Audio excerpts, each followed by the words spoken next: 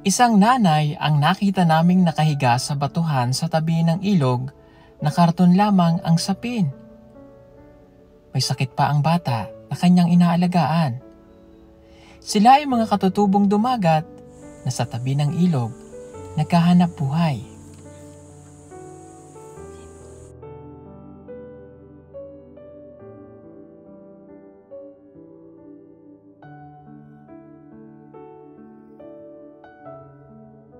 Ha? Kain nga po. Kakain ka? Ang kanyang anak ay kakain pero wala nang laman ng kaldero. Wala pa silang sinaing. Wala pa po siyang pagkain mga kababayan. Ano to? Nagugutom na ang bata kaya sinasaid na lamang niya kung ano ang mayroon sa kanilang kaldero.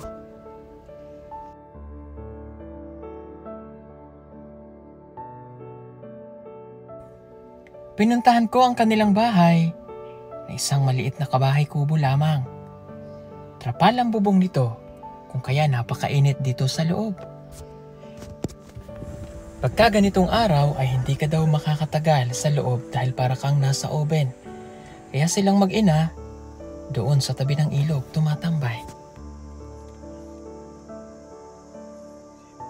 Init nga pala dito sa bahay mo.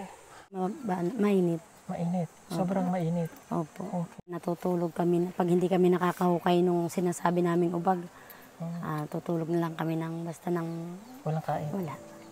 Okay. Dahil mahal na mahal ko po yung mga anak. Okay, so natutulog daw sila minsan nang wala pang kain.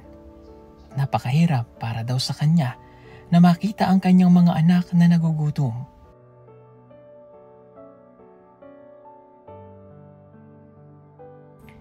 Mga kababayan, narito po ang kwento ng kanyang buhay.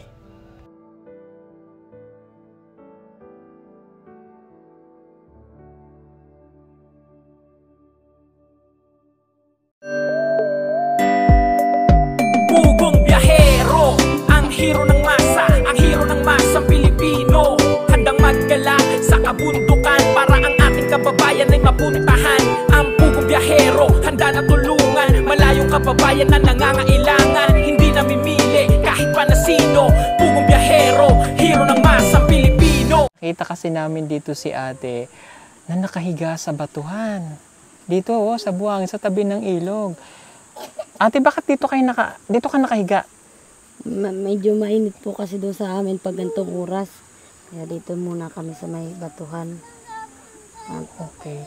Iniiwas ko din sa init ng kubo namin. Itong aking anak na nalagnat gawa nung kanyang tumutubo sa tainga. May lagnat yung bata. Biki. Vicky, okay. Anong pangalan mo? Mary Ann po. Mary Ann? Opo. Okay. Ilang taong ka na? 35 po. Wala sa itsura niya, parang batang-bata. Okay, kulot kasi yung buhok niya. Ita ka ba? Hindi Aita? po, dumagat po. So ibig sabihin sa mga dumagat, may kulot at saka may ganito. Opo.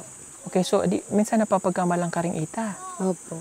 Okay, ano sinasabi mo pagka sinasabi nilang ita ka? Ay, nasabi ko na magkaiba naman ang usap namin. Kahit kami ay makulot ang buhok. Okay, so ang mga dumagat ay pangkaraniwan na nakikita o mga katutubo nasa sa part ng Bulacan. Tama? Okay, so kayo ay nakatira rin sa mga bundok. Opo.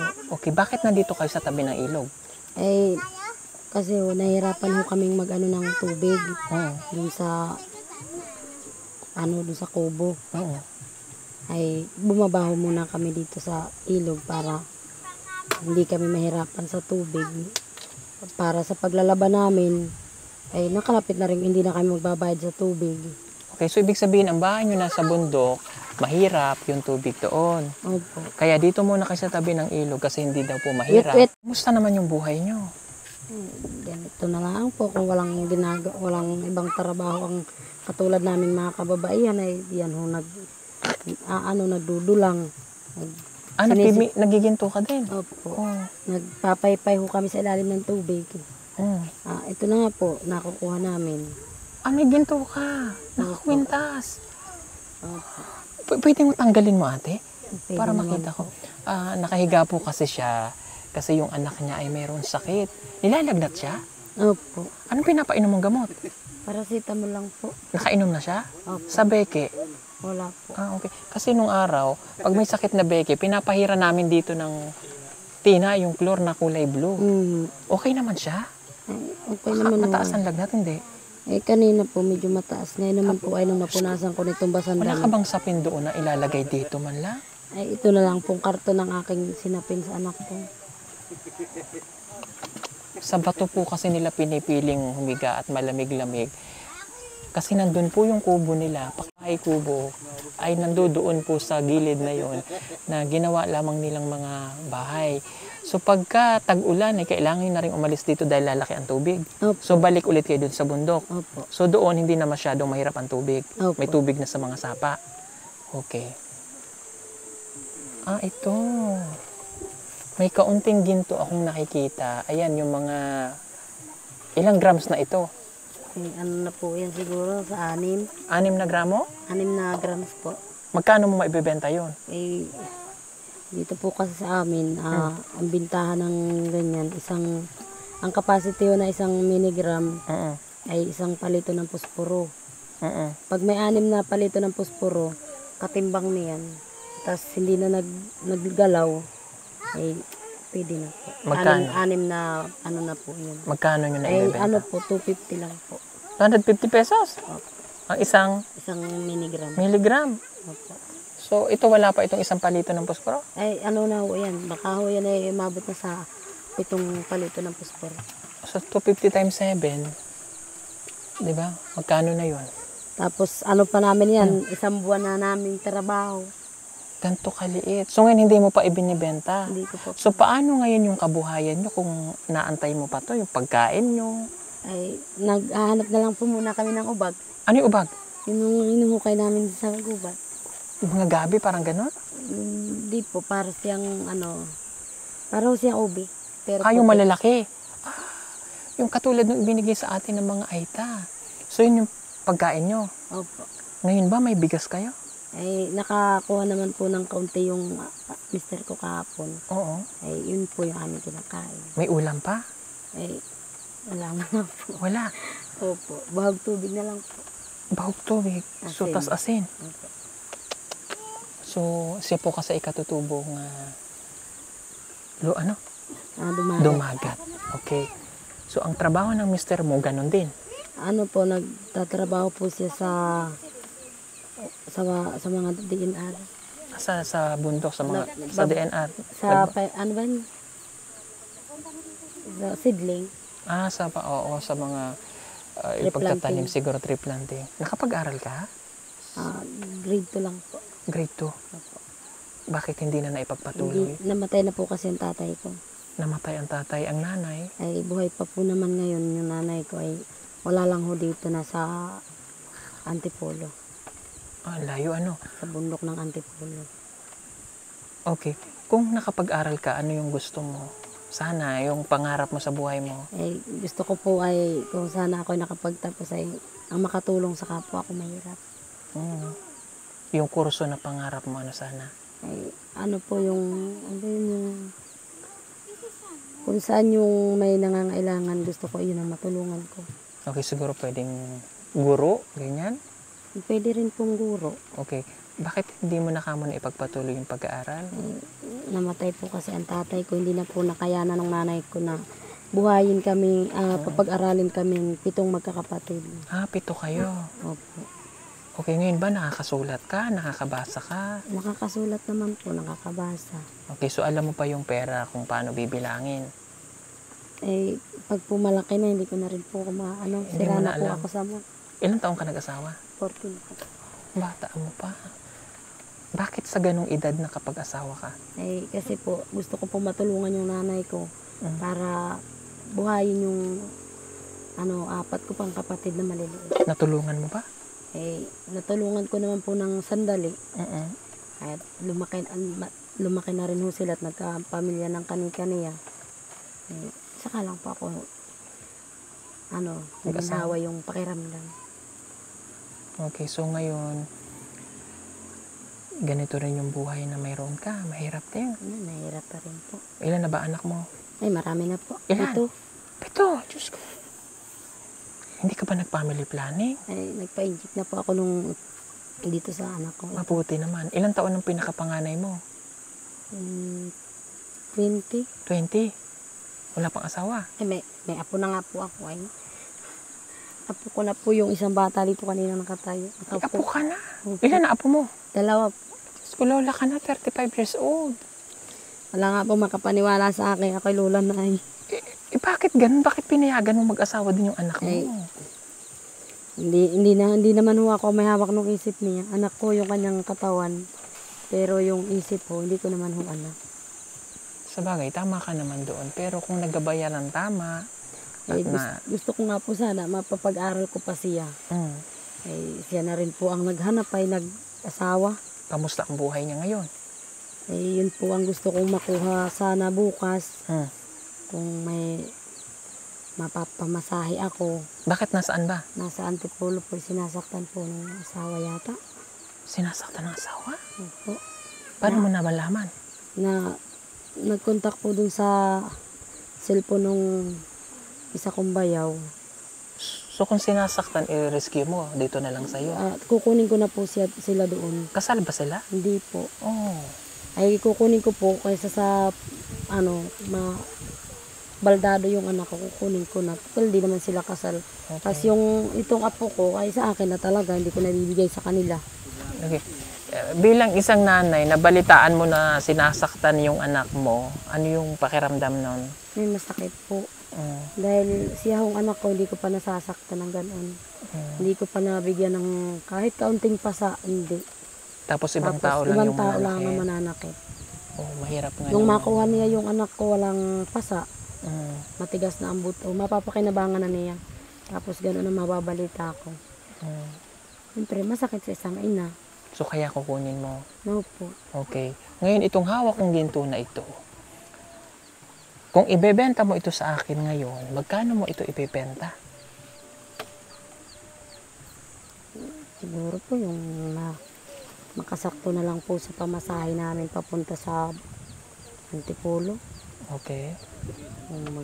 So, kailangan mo ngayon ay makapunta ka ng Antipolo. Opo. Dahil mayroon kang tutulungan na anak. Opo. Okay. Kunin ko po yung 2 kong nag-aaral tapos yung anak ko na may asawa. Okay. Ate, pwede ka bang tumayo? Pwede naman. Okay. Ito ni Oya. Ayan. Mayroon po silang ibang salita na magkakaiba rin ang Si Oya yung. No, yung naririnig yung salitang sinasabi niya. So, ano yung magandang umaga sa inyo? Masampata abi-abi. Masampata abi-abi. Masantapi adabi-abi? Okay, medyo mahirap din po yung salita nila. Okay, sige. Puntahan nga doon nga tayo sa bahay mo para makita ko din kung ano.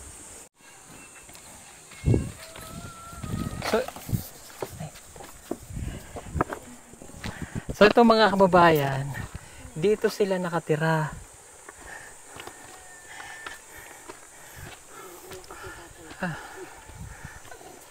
Okay. Okay. So yun nga, nasaan na ikaw? So mainit nga pala dito sa bahay mo. Napakainit kaya kapag gabi ka lamang naririto. Opo. Minsan nga po doon pa kami natutulog. Saan? Sa baba. Okay. Dahil mas hindi mainit. Mainit. Sobrang mainit. Opo. Okay. So pagtulog nyo dito, ganito lang din. Opo. So ilang buwan pa kayo mag-i-stay dito? Eh baka po hanggat hindi pa na lumalaki ang tubig. Okay, so kailangan talaga pag malaki na ang tubig, wala na rin kayo dito. Opo. Mahirap na nandito pa rin kayo, baka kayo matangay, ano? Opo. Eh, gaano kahirap ba yung buhay mo, ate? Eh talaga pong kung minsan natutulog kami, pag hindi kami nakakahukay nung sinasabi naming ubag, tutulog na lang kami ng basta ng Walang kain? wala. Okay. Kaya ang ginagawa ko pag may wala na kaming bigas, bali kaunti-kaunti lang yung lugaw. Nulugawan ko yung mga anak ko, si apo ko, para kahit pa paano ay makakain sila. Hindi kami kahit di kami kumain ng lugaw, pwede na sa amin dahil malalaki na kami, matatanda na kami. Okay. Ay, yung mga bata, iniisip namin. Okay, so Hindi pa nila kayang magutom. paano mo dinaraos yung ganung araw-araw? Siyempre nakikita yung mga anak mo, walang kinakain. Eh, Masakit para sa para sa nanay yun. Masakit po talaga. Naluluha na nga lang po ako pag walang-wala kami. Pero ang ginagawa ko lang, panalangin na lang po. Para kung talagang walang-wala na akong alam na makukunan ng pagkain ng mga anak ko, nanalangin na lang po ako ng taimtim sa puso ko. Tapos, hindi ako, nagkamali, may dadating sa aming tutulong. Okay, pero minsan huwag natin palaging iasa sa ibang tao yung tulong na darating. Opo, Kailangan ay magsumikap lang. sumikap, okay? Opo. At manalangin tayo sa Panginoon na Opo. malampasan mo yung ganitong pagsubok sa buhay. Ha? Opo. Okay, meron akong ibibigay na tulong para sa iyo and I know kailangan mo ito. Yung, nasa na yung ginto? Itong ginto na to, hindi ko ito kukunin sa iyo kasi alam ko malaking tulong pa ito sa iyo para madagdagan. Okay, ibabalik ko na ito sa iyo. Ay, kunin mo yan. Pag nadagdagan pa yan at kung sakaling makabalik kami, madagdagan, malay mo, mayroong mas nanonood tayo na mas malaki yung bili para dyan. At kung dito mas mura, baka may mas malaki pa na bumili, no? Opo. Mas malaking tulong para sa iyo, no? Okay, so ngayon, bibigyan mo na kita ng tulong para makatulong kami sa iyo, okay? Sige. Magpapasalamat po ako ng malaki kung gano'n ang gagawin niyo sa amin para makuha ko po yung aking mga anak.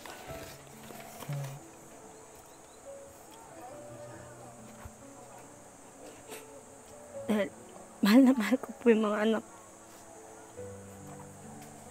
Okay, so kailangan mo yung pera para masundo yung anak. Opo. Okay. Sige ate. 1, 2, 3,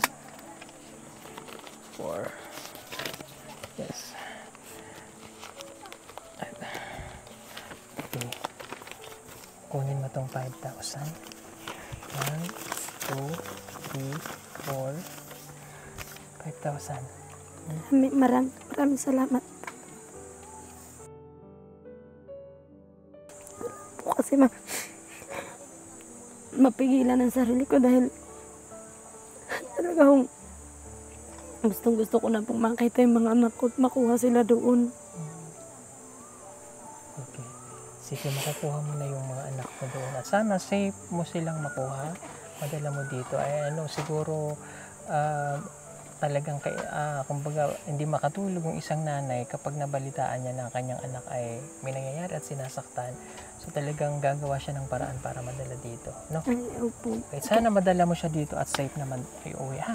Yun nga po ang panalangin ko na hindi naman ako siguro ako pabibiyan ng Diyos na mapahamak. Hanggang doon na lang po ang panalangin ko. Gabi-gabi nga po, umiyak na lang ako. Naisipan ko yung mga anak ko. Hindi ko alam kung sila may sakit o wala. Kung kumakain o hindi. Pag nandito sila sa akin, kumain man kami ng linagang saging, linagang ubag, masaya na ako. Basta nakita ko salo-salo silang magkakapatid.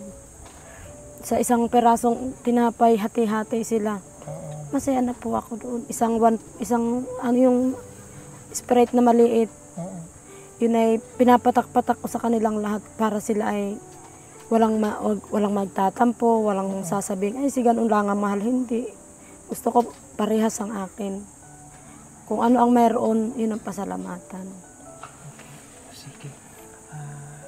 Dadagan pa natin yan ng kasi kulang pa yung pamasahe. Malaki po ako. Malaking tulong na po ito para makuha ko yung aking mga anak. Idagdag mo yung 2,000. Ito yung pamasahe nyo. Ito naman yung gagastusin mo para sa iba pang kailangan mo, ha? Maraming salamat po sa ating sponsored by Tita Marites Rodriguez para po sa 7,000 pesos. Ano pa yung 2,000? Maraming salamat po. Okay, thank you so much, ha? Fight lang, ha? O tuloy mo lang yung implant para hindi ka muna magkaanak, ha? Opo. Tama na yung 7, madami na yun. Tutuloy-tuloyin ko na po yan at maganda naman po yung pakiramdam ko. Pag hindi naman daw po maganda yung pakiramdam, ay pwedeng ibahin. Ibahin. Opo. Okay. Ay maganda naman po yung pakiramdam ko. So, kaya okay lang. Opo. Sige. Importante kasi yung nabubuhay natin yung mga bata kahit na mahirap ang buhay, pero nakakapag-aral at Opo. napapakain ng tama. Opo. Balance. Pero kung hindi natin kayang buhayin at di na pag-aaral yung mga bata, hindi na yun maganda. Kasi maulit at maulit yung nangyayari sa buhay nyo. Yun nga po ang kinakatakutan ko. Pag hindi makakapag-aral yung mga anak ko, matutulad sila sa akin. Kaya pinapakiusapan ko yung mga anak ko na magpatuloy kayo ng pag-aaral. Wala man kaming yaman na maipamamana sa inyo. Yung karunungan at kayo natuto sa pag-aaral. Yun, tama yun. Hindi mananakaw ng kahit na sino. Tama. Okay, so ingat bukas Kailangan masundo mo ni anak mo Ay, susunduin ko bukas po, daling araw, aalis na po kami Okay, dito. magpasama ka sa mister mo. Ay, kasama ko po yan. Ayan, salamat. Okay. Tapos yung isa kong bayaw, kasama ko rin. Sige. Salamat po mga kababayan. Thank you so much sa lahat ng charity viewers natin na palaging nanonood ng Pugong Biyahero. Maraming pong salamat. God bless everyone. Bye-bye po.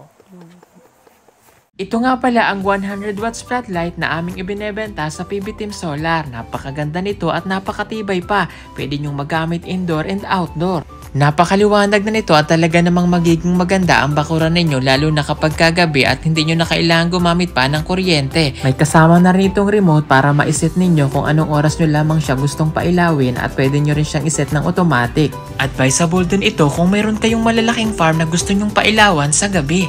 At para naman makatipid sa loob ng bahay ninyo, pwede nyo rin itong gamitin sa mga kwarto. Kaya ano pang inaantay ninyo? Mag-order na po kayo at mag-message sa aming messenger account at PB Team Solar.